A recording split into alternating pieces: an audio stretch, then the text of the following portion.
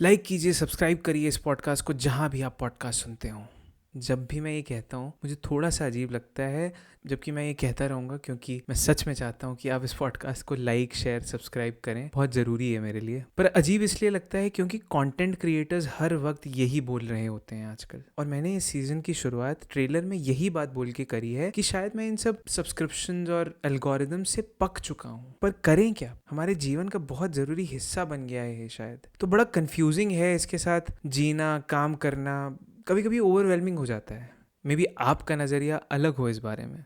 नमस्कार, मेरा नाम है पार्थ और आप सुन रहे हैं ध्वनि।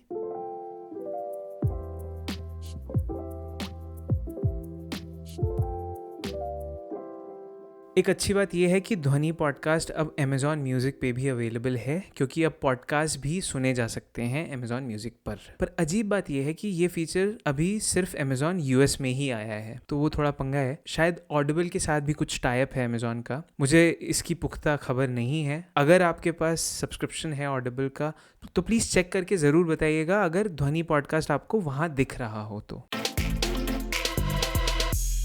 हमारा और सोशल मीडिया का एक अजीब सा रिश्ता होता है, प्यार और तकरार का। नई टेक्नोलॉजीज़, ऑनलाइन उपकरणों और सोशल मीडिया को नज़रअंदाज करना नामुमकिन है आज के समय में, खासकर अब जब हमें हर वक्त घर पे रहना पड़ रहा है इस क्राइसिस के चलते। और ये मैं कह रहा हूँ जिस इंसान को एनालॉग चीज़ों का बहुत शौक है। जो कुछ भी एंटीक या विंटेज हो, जैसे gramophone, film camera, cassettes, typewriters, acoustic guitars, जो चीज़ें मैकेनिकल हों और जिनमें बैटरी ना लगानी पड़े, उनमें मेरा बहुत इंटरेस्ट होता है। अब इसका मतलब ये नहीं है कि मैं फ़ोन या कंप्यूटर नहीं यूज़ करता हूँ। जो भी उपकरण, गैजेट्स एक आम इंसान प्रयोग करता है अपनी रोज़मर्रा की ज़िंदगी में, आज मैं भी करता ही हूँ। पर कभी कभी जितना समय इन प्लेटफॉर्म्स और गैजेट्स में बीत जाता है और दिन पर दिन जो हमारी बढ़ती डिपेंडेंसी है इन सब पर, वो चिंता की बात लगती है मुझे। और ये बात मेरे जहन में आई थी एक वीडियो देख के आज से 5-6 साल पहले, जो कि इसी विषय पे था कि कैसे हमें रुकने की ज़रूरत है, थोड़ा अनप्लग करने की ज़रूरत है। आयरॉनिकली मैंने ये वीडियो अपने फ़ोन पे देखा था, पर उसको देखने के बाद मैं ये सोचने लगा कि हर ऑनलाइन मीडियम जो कि बहुत महत्वपूर्ण हिस्सा है हमारे जीवन का आज, उन पर से अगर मैं गायब हो जाऊं तो क्या होगा और कब तक ऐसे रहा जा सकता है। तो बात 2015 की है। मुझे फेसबुक पे 6 साल हो गए थे तब। मेरे ख्याल से मैंने 2009 में ज्वाइन किया था। और हो सकता है आप इस बात से रिलेट करें कि उस समय फेसबुक यूज़ करना काफ़ी बोरिंग सा हो गया था बहुत सारे लोगों के लिए। कम से कम मेरी जनरेशन वालों के लिए तो ऐसा ही था। और उससे पहले आपको शायद ऑर्कुट का भी याद हो, जिस पर हम स्क्रैप्स इकट्ठा करते थे और 100,000 ऐसे होने पर बड़ा प्राउड फील करते थे। अब सोचने वाली बात यह है कि कहाँ हम एक समय पे इतने एक्टिव थे ऐसी प्लेटफॉर्म्स पे, और कहाँ आज शायद हम याद भी ना कर पाएं उनको। तो इससे ये पता चलता है कि अगर री इन्वेंट ना किया जाए तो कुछ भी बोरिंग हो सकता है ना। पर फेसबुक के केस में मैंने एक और चीज़ रियलाइज़ करी थी। बोर्डम के अलावा कुछ और भी था जो परेशान कर रहा था मुझे, और वो था क्रिंज। एक और बात ये कि मैं और मेरे कुछ मित्र क्रिंज पे एक पूरा एपिसोड और उससे कुछ रिलेटेड बातों पे काम कर रहे हैं, क्योंकि हाल ही में ये शब्द काफ़ी प्रचलन में आ गया है। तो सोचा आपको इसकी इत्तला कर दी जाए, तो सुनते रहिएगा।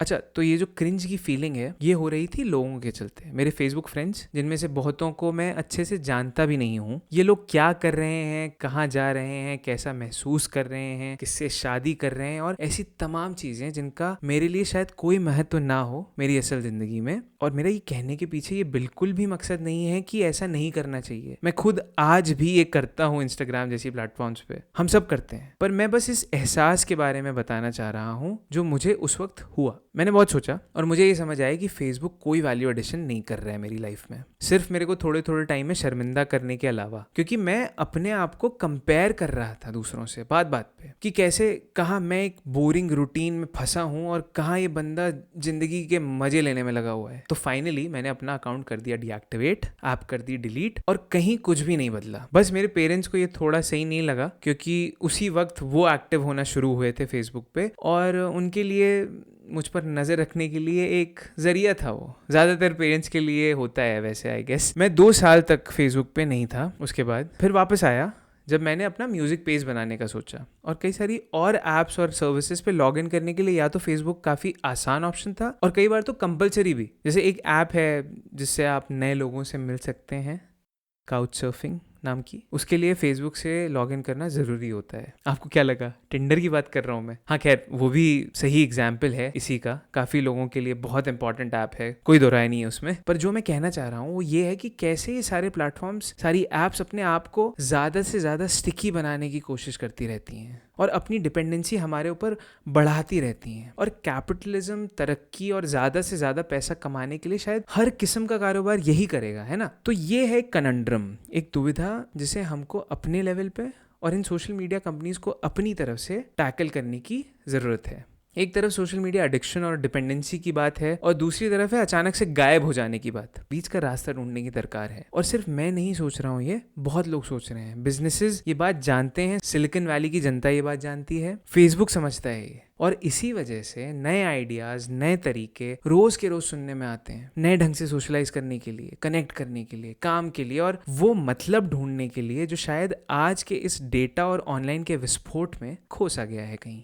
और इसी विचारधारा के मद्देनज़र मैं कुछ ऐसे प्लेटफॉर्म्स, आइडियाज़, मीडियम्स को ऑब्जर्व करते हुए आ रहा हूँ जो थोड़े अलग हैं अपने डिज़ाइन और सोच में, और सोशल मीडिया प्लेटफॉर्म्स की फंडामेंटल्स को एक रचनात्मक और नए तरीके से परिभाषित करते हैं। शायद कम से कम आज के दिन में तो करते ही हैं। और आज है 27 सितंबर 2020। मैं इस विषय में अपनी एक दोस्त से भी बात कर रहा था, वही दोस्त जिसने इस सीजन को सोचो नाम दिया है, सोनाटा। एपिसोड के अंत में मैं आपको वो बात बताऊंगा जो उसने मुझसे बोली इस टॉपिक के सिलसिले में, और बात इतनी सही है कि मुझे विश्वास है आपको ज़रूर पसंद आएगी, तो एंड तक ज़रूर सुनिएगा। मुझे नए आइडियाज़ को ट्राई करने में काफ़ी मज़ा आता है, एटलीस्ट टेक्नोलॉजिकली जो नए आइडियाज़ होते हैं। और एक वीडियो और देखा था मैंने एक पॉइंट पे रेडिट के बारे में, कि कैसे रेडिट का कॉन्सेप्ट ज़िंदगी को बेटर बना सकता है और शायद दुनिया को भी। एक बंदा है जो बड़े सही वीडियोस बनाता है रैंडम टॉपिक्स पे, चैनल का नाम है नर्डराइटर1। मैंने वीडियो का लिंक शो डिस्क्रिप्शन में डाल दिया है, तो आप बाद में देख सकते हैं। ये वीडियो देखने के बाद मैं और ऐसे कॉन्सेप्ट्स के बारे में सोचने लगा सोशल मीडिया के, जो रेडिट के जैसे कैपिटलिज्म और मेन स्ट्रीम को कहीं ना कहीं चैलेंज करते हों। और मैं ये बिल्कुल भी नहीं कह रहा कि फेसबुक, इंस्टाग्राम और व्हाट्सएप ने अच्छे काम नहीं किए हैं, अभी भी कर ही रहे होंगे, पॉजिटिव चेंज क्रिएट कर रहे होंगे कहीं ना कहीं। पर अब इतना केओस है इन मीडियम्स पे कि बहुत सारी चीज़ें सैचुरेट हो चुकी हैं, एटलीस्ट मेरी पसंद के लिए तो ऐसा हुआ है। और इन मीडियम्स पे या तो अच्छी चीज़ें इस कोलाहल में खो जाती हैं या तो एक पे वॉल के पार होती हैं। तो मैं आपको ऐसे कुछ कॉन्सेप्ट्स के बारे में बताता हूँ जो कि नए हैं, फ्रेश हैं और शायद हमें दुनिया का अच्छा रूप दिखाते हैं कहीं ना कहीं। और अगर आप इन्हें एक मौका दें तो वो शायद एक जवाब हो सकता है ऑनलाइन बने रहते हुए अपने आप को अनप्लग करने के लिए। ओके, तो पहला है काउच सर्फिंग। कुछ लोग शायद ऑलरेडी जानते हो काउच सर्फिंग के बारे में, काफ़ी साल हो गए हैं इस वेबसाइट को शुरू हुए। पर जिनको नहीं पता, काउच सर्फिंग एक कम्युनिटी है ट्रैवलर्स और होस्ट्स की दुनिया भर में, जिससे आप किसी भी शहर में, किसी के भी घर में रह सकते हैं एक लोकल इंसान के साथ, और वो भी फ्री में। अब ये थोड़ा सा अजीब लगेगा शायद, पर ये बहुत ही कमाल का आइडिया है, क्योंकि काउच सर्फिंग ने मुझे ये दिखाया कि अच्छे लोगों की कोई कमी नहीं है हमारे संसार में। मैंने खुद उतना ट्रैवल नहीं किया है, पर बहुत सारे लोगों को होस्ट किया है। एक साल में दुनिया के अलग अलग कोनों से तकरीबन 25 लोगों को। उन सबका मुझ पर ऐसे भरोसा कर लेना और उनकी जिंदगी की कहानियां जो मुझे जानने को मिली, उसने शायद बहुत कुछ सिखाया मुझे हर उस देश के बारे में, उनके कल्चर के बारे में जहाँ से ये सारे लोग थे। मैं ये बात बहुत गर्व से कह सकता हूँ कि आज मेरे कम से कम 15 देशों में ऐसे दोस्त हैं जिनके घर जाके मैं रह सकता हूँ कुछ वक्त के लिए। मुझे ज़रा भी आइडिया नहीं है कि ये कंपनी पिछले 13-14 सालों से आज तक कैसे जिंदा है बिना किसी रिकरिंग सब्सक्रिप्शन या विजिबल रेवेन्यू मॉडल के। कुछ लोगों का कहना है कि ये डेटा बेचते होंगे, पर जैसे ही मैं और आप फेसबुक और लिंक्डइन जैसे प्लेटफॉर्म पे साइन अप करते हैं, वो तो वैसे भी होता ही है। तो मुझे इस बात की ज़्यादा चिंता नहीं है, सही बताऊँ तो। यूएस और यूरोप में ऑलरेडी काउच सर्फिंग एक बहुत सक्सेसफुल कॉन्सेप्ट है, जबकि भारत और हमारे जैसे और देशों में अभी भी हमें एक लंबी दूरी तय करनी है भरोसे के डिपार्टमेंट में, इससे पहले ऐसे कॉन्सेप्ट्स पॉपुलर हो पाए। पर अगर आप ट्राई कर सकते हैं तो ज़रूर कोशिश करिए इस वेबसाइट, ऐप, सर्विस को यूज़ करने के लिए। पॉसिबली पैंडेमिक के ख़त्म होने के बाद अच्छी चीज़ है। दूसरा है रेडिट। रेडिट की अपनी अलग ही दुनिया है। मैं नर्ड राइटर की ही बातों को समराइज करने का प्रयास करता हूँ थोड़ा सा। तो अप वोटिंग और डाउन वोटिंग का जो फीचर है किसी भी कमेंट थ्रेड पे करने के लिए, वो एक तरीके से नेगेटिविटी को कम करता है, क्योंकि अगर आप एक बार के लिए ये मान लें कि हर इंसान नेचुरली इनेटली अच्छा होने की ही कोशिश करता है, तो रेडिटर्स अच्छी बातों को सपोर्ट करके वही कर रहे हैं। ये बातें अक्सर होती हैं अच्छे ह्यूमर, क्लेवर पंच और मोस्टली पॉजिटिव चीजें। नर्ड राइटर का ये वीडियो 7 साल पुराना है और क्योंकि मैं इतना एक्टिव नहीं हूँ रेडिट पे, शायद आज ये वैसी जगह ना हो जैसी तब थी, पर तब भी आइडिया अच्छा है। अगर आप रेडिट पे एक्टिव हैं या ट्राई करेंगे तो मुझे जरूर बताइए। तीसरा है डिस्कॉर्ड। मैंने हाल ही में इस टूल की खोज करी है। इस पे आप सर्वर्स, कम्युनिटीज, चैनल्स कुछ भी बना सकते हैं, गेमिंग कर सकते हैं, बहुत कुछ सीख सकते हैं, लोगों से काम करवा सकते हैं फ्रीलांस जैसा। चैट रूम्स में अपने नियम बना सकते हैं, बॉट्स बना सकते हैं, चैट्स को कैटेगराइज कर सकते हैं और बहुत सारे फीचर्स हैं स्लैक, व्हाट्सएप और टेलीग्राम जैसी सर्विसेज जैसे मॉडरेशन कैपेबिलिटीज के साथ। और सबसे अच्छी बात, ये सर्विस फिलहाल बिल्कुल फ्री है। और इन्हीं सब के चलते मुझे लगता है कि जैसे ही हम में वो सैचुरेशन की फीलिंग आना शुरू हो जाए किसी एक प्लेटफॉर्म को लेके, और जो सारी क्रिंज से डील करना पड़ता है, हमें थोड़ा सा ब्रेक लेके हम ऐसे कुछ नए आइडियाज़ को ट्राई कर सकते हैं, चांस ले सकते हैं, क्योंकि बहुत कुछ अच्छा हो सकता है इन प्लेटफॉर्म्स पे, खासकर जब ये फ्रेश हों। खैर, ये मेरे कुछ विचार थे। अब मैं बताता हूँ सोनाटा ने मुझसे क्या कहा उसके एग्जैक्ट वर्ड्स में।